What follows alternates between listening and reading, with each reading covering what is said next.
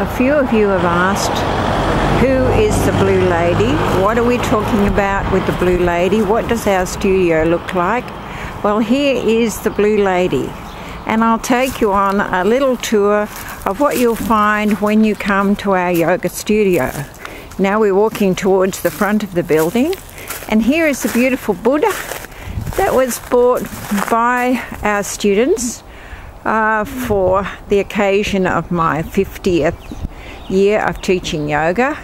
She's quite beautiful. There's no sunshine this morning, so the light may be a little bit difficult, but I hope that you can appreciate her.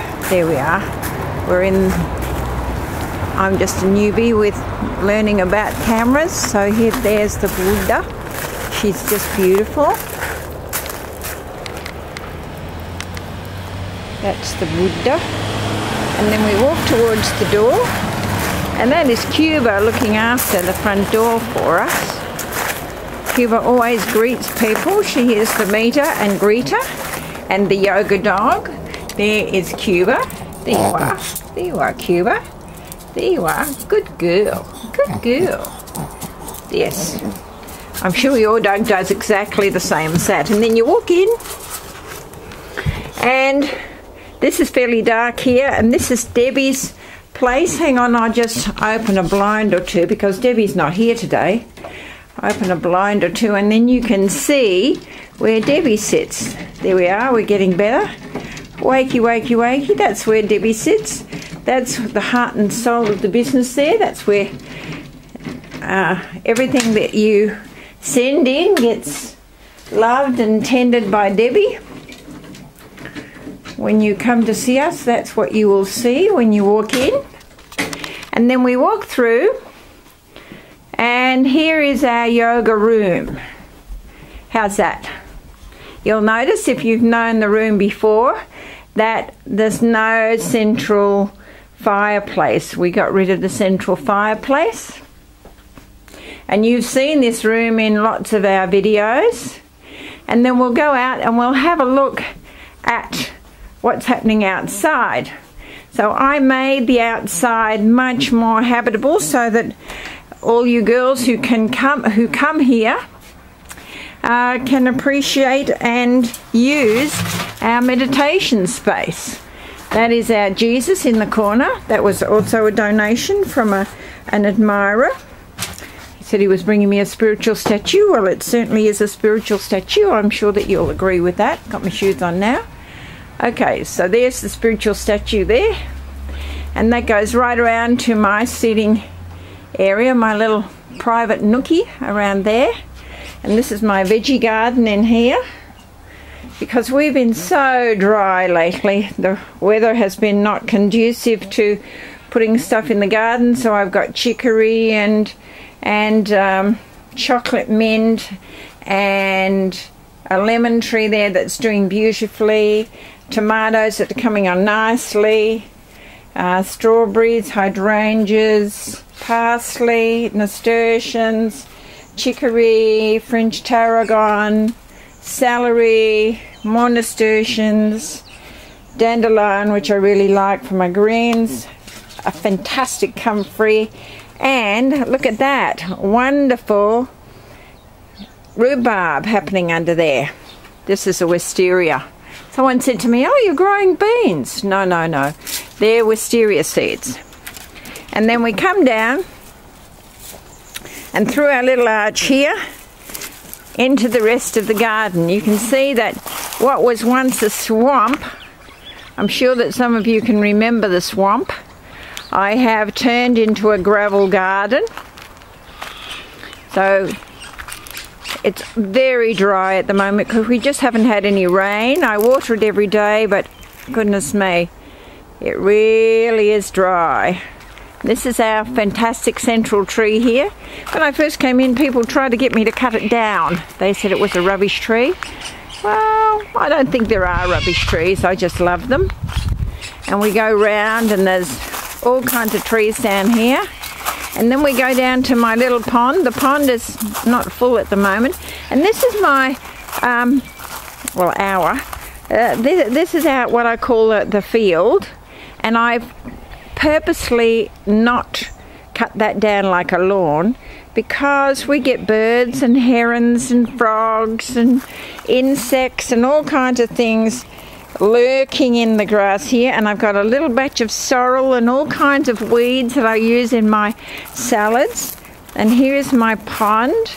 This is where all the swamp drained to. So whilst I had a swamp, it now drains into this lovely pond area.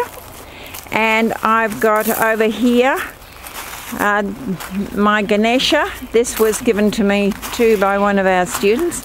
And I've recently planted these two lovely things here. This is anise hyssop, just making its way in the world here.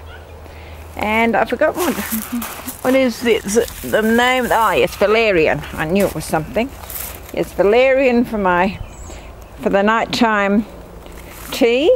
And under here is hopefully some wonderful, oh look at that. The birds have been at my plants again. They're eating my raspberries. This is my raspberries under here. They're having a lovely time. Birds are getting more than I got, but I did get a lot off my marionberry here. This was giving me 1 kilo a day, which is just unbelievable. So I got 1 kilo a day off my marionberry. And out the back here I've got red currants and black currants. More raspberries happening. This is a big dock that decided to make its home here. And that yellow thing in the background, well, that's actually a recovering bay tree. And it is recovering. And right down the bottom you might see a little shoot. And that is another marionberry, which I just love. At the back are Japanese flags and some hebes. And this is what it looks like from another view.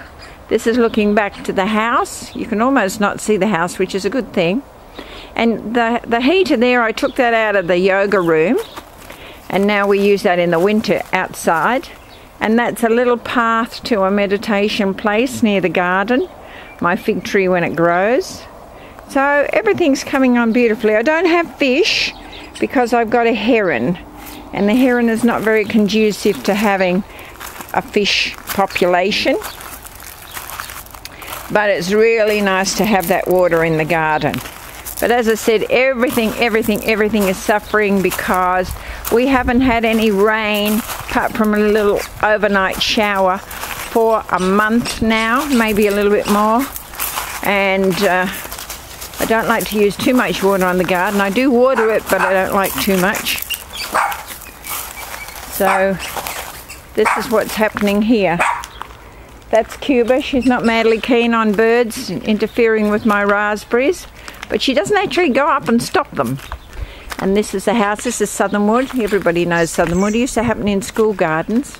And this is going, I transplanted all my strawberries, so they won't be happy until next year.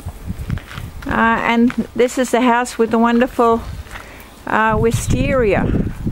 Remember when the wind on Black Saturday, the wind just took my veranda off, not once but twice in 2 months. But I think it's on quite safely now. Not even the wisteria saved it last time. And that's looking back to the yoga room.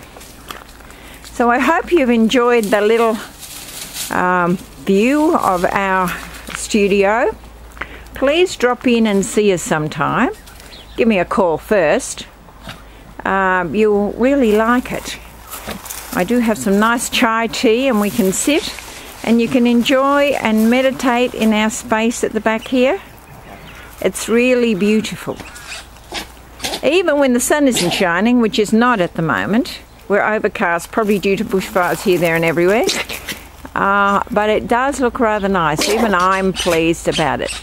You can hear all the birds. I've got blackbirds coming back into the garden, and herons and wrens and ring-eyes and magpies and kookaburras. They're having a lovely time.